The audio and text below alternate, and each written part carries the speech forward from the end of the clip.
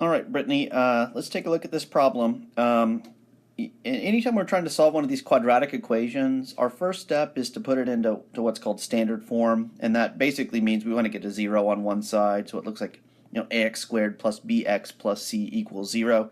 So I'm going to start by moving the 9 to the other side, and that'll make my standard form equation look something like this. Okay, and I could try to factor this if I wanted to. But it's not an easy one to factor because that leading coefficient is bigger than 1. In fact, I don't even think this one would factor if we tried. I mean, you can try if you'd like. I wouldn't spend a lot of time on it just because it's fairly ugly in the first place, and in general, we got the quadratic formula that always works. So that's what we're going to go with.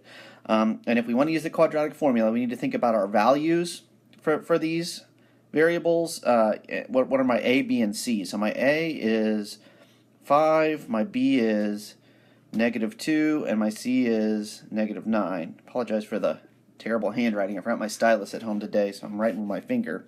We'll make it work though.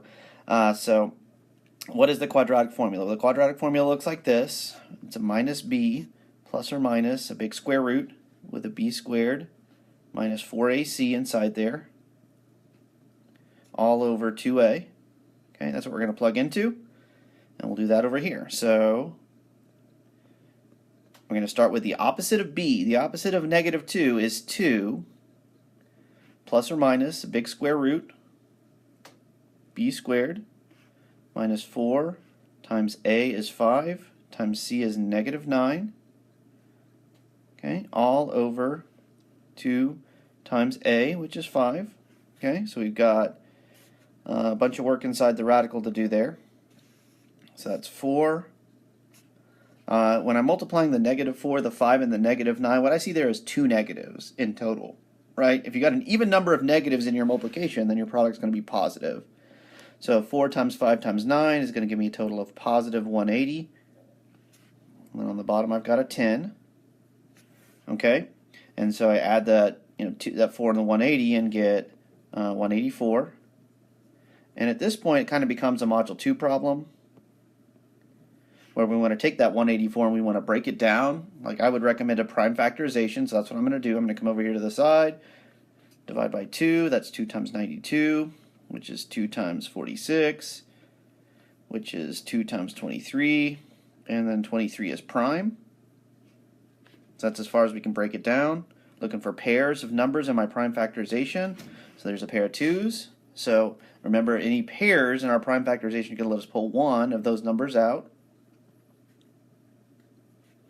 So we got something like that. Whoops, sorry. 2 times, let me fix that real quick.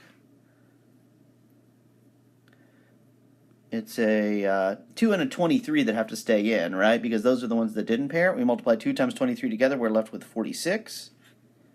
Okay, and then all of our coefficients there are even, right? So our last step here would be to divide everything by 2. And so x is going to be 1 plus or minus square root of 46 over 5. We can divide that 2 out of everything. Okay, and so that's as far as we can go with this. We broke down that 46 as part of breaking down the 184. There weren't any pairs in there, so we know that's a simplified radical form. And so we're finished. I guess the only other thing to remember is that the computer doesn't have a plus or minus button in it. So when we go to type our final answers in, we're going to have 2 separate answers. 1 plus square root of 46 over 5, and 1 minus square root of 46 over 5. And that's with a comma between them, and that's what the computer is going to want. But if you were doing the answer on paper, then the plus or minus answer there at the end is fine. Okay, so hopefully this helps a little bit. I definitely think that you've got to remember all your Module 2 stuff and how to simplify the radicals down, but hopefully that's helpful. I apologize for taking so long to get this to you. I had company in town this weekend, so I wasn't really checking my email. But hopefully this is helpful. Let me know if you have any other questions.